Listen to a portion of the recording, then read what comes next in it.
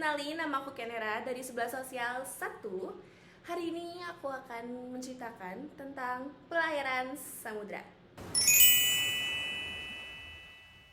Tapi tunggu, sebelum kita lanjut, teman-teman sendiri tahu gak sih? Apa ya arti samudra? Dan apa hubungannya dengan pelayaran samudra? Yuk kita bahas bareng-bareng. Jadi teman-teman semua, samudra merupakan lautan yang sangat luas, yaitu massa air asin yang meliputi seluruh bagian permukaan bumi. Yang gak seluruh sih, tapi hampir seluruh permukaan bumi. Samudra itu juga dapat dibatasi oleh benua ataupun juga kepulauan-kepulauan yang besar. Samudra juga dapat dianggap sebagai kumpulan beberapa laut yang bergabung menjadi satu dan membentuk bentangan laut air. Di bumi, terdapat beberapa samudra yang diakui. Pertama, Samudra Pasifik. Kedua, Samudra Atlantik. Ketiga, Samudra Hindia. Keempat, Samudra Arktik. Dan yang kelima, Samudra Antartika. Jadi, apa hubungannya samudra dan juga pelayaran samudra? Teman-teman, pelayaran samudra adalah pelayaran yang dilakukan dari satu negara ke negara lain, yang pastinya melintasi samudera atau lautan luas, bukan pelayaran jarak dekat atau pelayaran antar pulau di dalam suatu wilayah negara. Nah, pelayaran ini tuh seringkali melibatkan kapal-kapal besar dan bertujuan untuk perdagangan, eksplorasi, bahkan penjajahan. Hebat sekali bukan? Nah, teman-teman semua udah paham kan apa hubungannya samudera dan juga pelayaran samudera? Tapi teman-teman semua, pelayaran samudra ini juga memiliki latar belakang. Ya pasti tujuan mereka dalam melakukan pelayaran ini dong. Jadi apa ya tujuan mereka atau latar belakang mereka dalam melakukan pelayaran samudra ini? Nah teman-teman, penjajahan samudra dilakukan oleh bangsa Eropa. Salah satunya adalah Belanda, yang dilatar belakangi oleh 3 faktor. Pertama, merupakan mencari kekayaan atau bisa dibilang gold. Yang kedua adalah menyebarkan agama atau yang bisa dibilang gospel. Dan yang ketiga, mencari kejayaan atau yang disebut glory. Selain itu teman-teman semua, jatuhnya Konstantinopel ke tangan Turki Utsmani pada tahun 1453 juga menjadi pendorong karena memutus jalur perdagangan Eropa dengan Asia. Tapi teman-teman semua, zaman pelayaran samudra ini perlahan-lahan mulai berakhir, terutama ketika masuk ke abad 18 dan juga 19. Hal ini dikarenakan bangsa Eropa sudah mulai fokus kepada persaingan yang terjadi di daratan, seperti revolusi industri dan juga perang-perang besar yang terjadi pada masa ini. Salah satu contoh perangnya adalah Perang Napoleon. Sehingga hal ini menyebabkan pelayaran samudra bukan lagi menjadi fokus utama mereka, melainkan perang ataupun masalah-masalah yang terjadi pada masa itu. Nah, inilah kisah pelayaran samudra hingga akhirnya. Inilah kurang lebih sedikit gambaran dari awal mulanya pelayaran samudra hingga berakhirnya masa pelayaran samudra. Teman-teman, di balik pelayaran samudra yang terjadi yang sudah aku bahas dari tadi, pastinya ada beberapa tokoh nih yang berperan. Nah, di sini aku akan membahas 2 tokoh. Tokoh pertama adalah Ferdinand Magellan. Ia lahir di Sarbosa, Portugal, tanggal 4 Februari 1480. Ferdinand Magellan. Magellan tumbuh menjadi pelaut pemberani. Ia bekerja untuk kerajaan Portugal dan ikut dalam pelayaran-pelayaran penting ke timur, termasuk ke India dan semenanjung Malaka. Tapi, karena suatu konflik dengan Raja Portugal, Magellan kecewa dan memutuskan meninggalkan tanah kelahirannya. Ya, tanah kesayangannya sendiri. Ia pindah ke Spanyol, ke negara saingan Portugal pada masa itu. Di sana, ia menghadap Raja Charles dan mengusulkan ide-ide gila. yaitu mencari jalur barat menuju Kepulauan Rempah-Rempah, yaitu Maluku. Saat itu semua orang tahu bahwa jalur timur sudah dikuasai oleh Portugal. Tapi, bagaimana jika bisa mencapainya dari arah sebaliknya? Seiring berjalannya waktu, sang raja setuju. Dan pada tanggal 20 September 1519, Magellan berlayar dari pelabuhan Seville membawa 5 kapal dan sekitar 270 awak. Ini bukan sekedar pelayaran. Ini adalah misi untuk menjelajahi dunia yang belum dikenali manusia. Perjalanan yang begitu berat.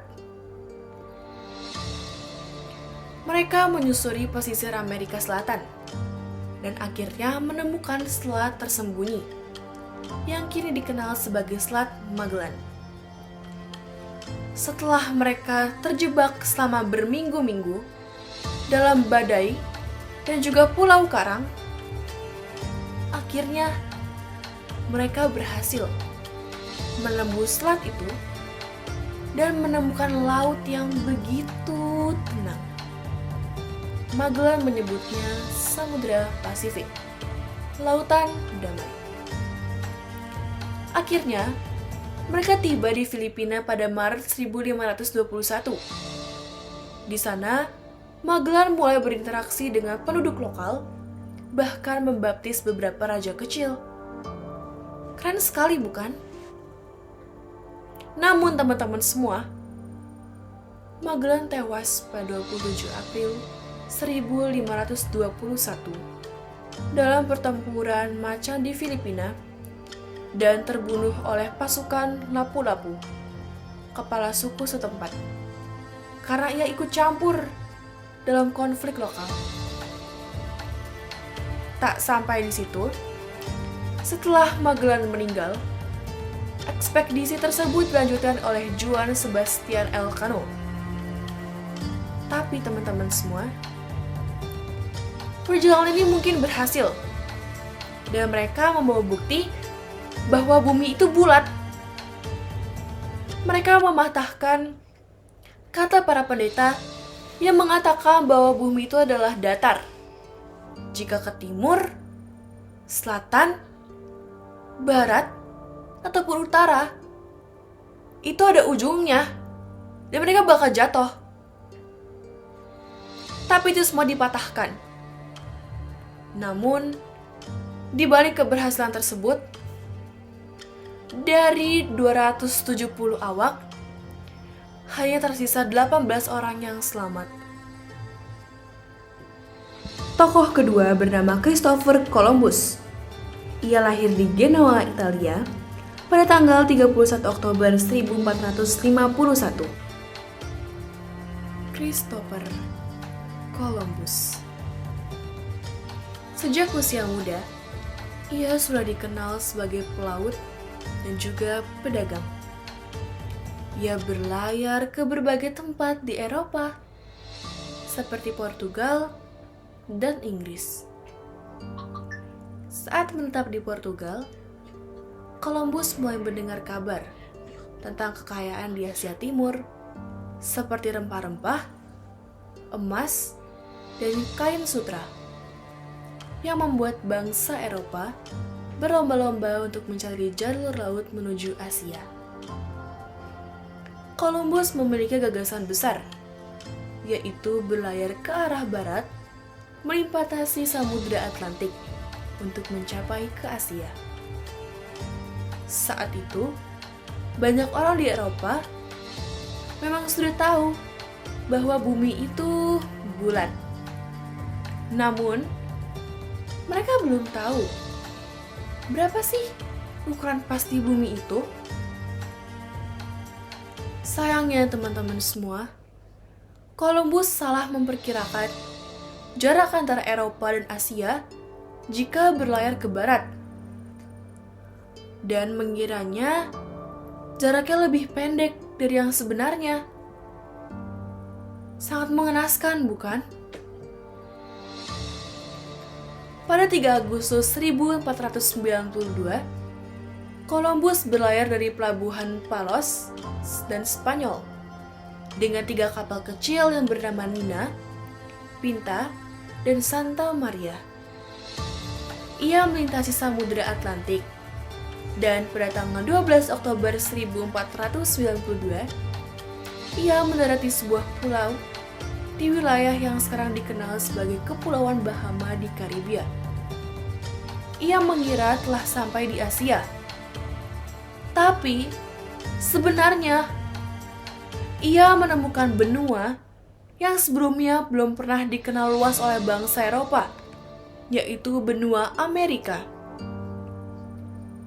Columbus kemudian melakukan total 4 pelayaran antara tahun 1492 dan 1504.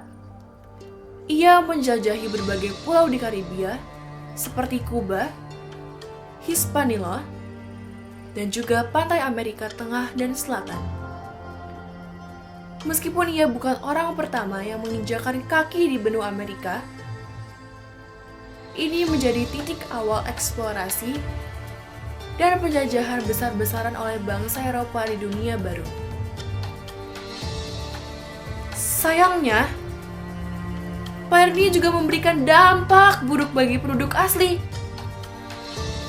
termasuk penjajahan, perbudakan, dan penyebaran penyakit yang mematikan.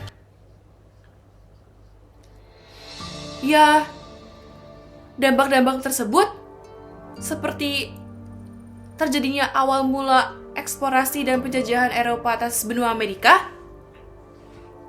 Yang kedua, menyebabkan pertukaran besar antara dunia lama dan juga dunia baru, seperti tanaman, hewan, budaya, dan penyakit.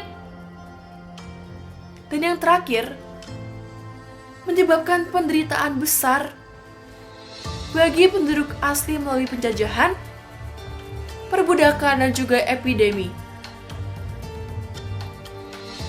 Namun, di balik hal yang terjadi dalam semua hal ini, Christopher Columbus wafat pada tanggal 20 Mei tahun 1506 di Spanyol.